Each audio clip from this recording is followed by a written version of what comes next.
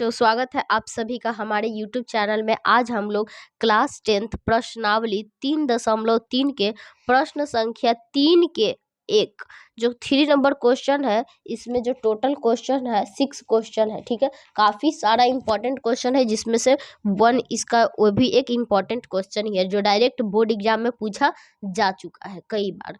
ठीक है, तो आइए इसको हल करते हैं और देखते हैं कि किस प्रकार हल किया जाए ताकि एग्जामिनर आपको फुल मार्क्स दे। ठीक है,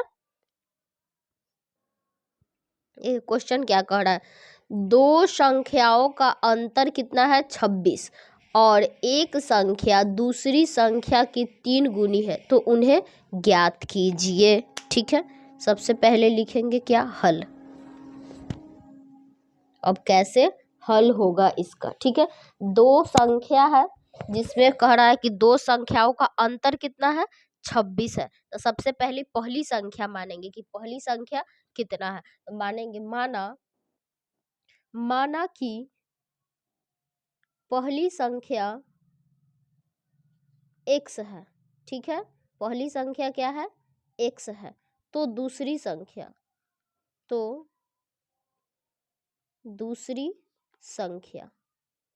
कितना हो जाएगा। ठीक है, सबसे पहले इसको समझने के लिए यहाँ पे समझिएगा। ठीक है, मान लीजिए एक x संख्या है और एक y संख्या है, दोनों संख्या है। जब इन दोनों को जोड़े हैं तो कितना आया है 26, सॉरी घटाए हैं, तो पहली संख्या में से जब दूसरी संख्या को घटाया गया है तो कितना आया है 26। अंतर कह रहा है ना, तो अंतर कितना आया है 26 आया है।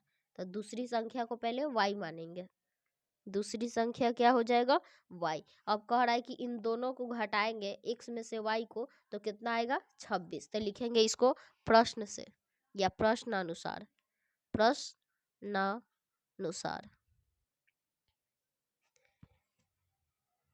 क्या लिखेंगे, x minus Y is equal to 26 और इसको समीकरण 1 मान लेंगे। अब पुनः प्रश्न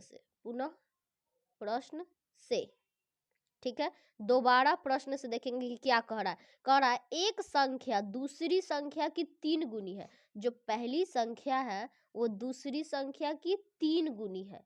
ठीक है, 3 गुनी है, तो इसको लिख सकते हैं x, और ये इधर प्लस में है, इधर आएगा तो माइनस में हो जाएगा, और इज इक्वल टू कुछ नहीं है तो 0। ठीक है, इसको मान लेंगे समीकरण 2। अब समीकरण 1 और समीकरण 2 को हम प्रतिस्थापन विधि से हल करेंगे। आप किसी भी विधि से हल करिएगा, आपको आंसर आ जाएगा, दोनों संख्याएं आ जाएगी। उन्हें ज्ञात करना है, ठीक है, यानी संख्या को ज्ञात करना है तो वो आ जाएगा। ठीक है, तो हम लिखेंगे समीकरण 1 में से समीकरण 2 को घटाने पर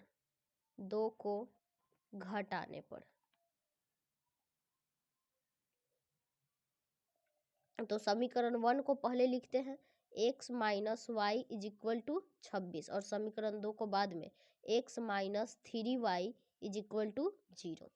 अब घटाते हैं, साइन चेंज करेंगे, घटाते हैं तो साइन चेंज करते हैं, माइनस ये हो जाएगा प्लस और ये हो जाएगा माइनस। x में से x गया खत्म और ये प्लस में है तो 3y में से एक y चला गया तो बचा 2y, और इधर 26 में से 0 जाएगा, कोई फर्क नहीं पड़ेगा 26।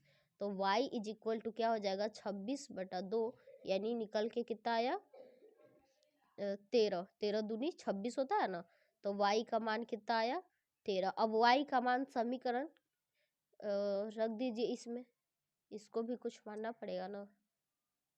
अच्छा ठीक है, रख देते हैं y का मान, इसको समीकरण 3 मान लीजिए। ठीक है, समीकरण 3 में रखने पर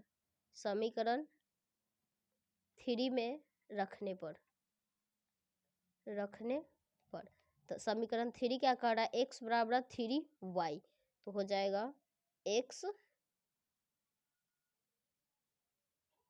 3 इंटू 13, तो 13 का 13 दिन 26, 13 दिया 39, क्या आ गया 39। अतः लिखेंगे, अतः वह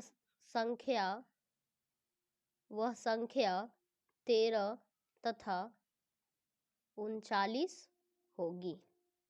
ठीक है, ये लाइन लिखना काफ़ी इम्पॉर्टेंट हो जाता है। अगर आप एग्ज़ाम में लिखते हैं तो एग्जामिनर यही वाला लाइन देखकर आपको अच्छा मार्क्स देता है। ठीक है, आई होप आपको समझ में आ गया हो और ये प्रोसेस काफ़ी अच्छा है और सरल भी है। तो इस प्रोसेस से बनाइएगा ज़रूर, एक बार उतार लीजिए। वीडियो अच्छी लगी है तो वीडियो को लाइक कर दीजिए, चैनल पे नए हैं तो चैनल को सब्सक्राइब कर लीजिए। मिलते हैं नेक्स्ट वीडियो में, धन्यवाद।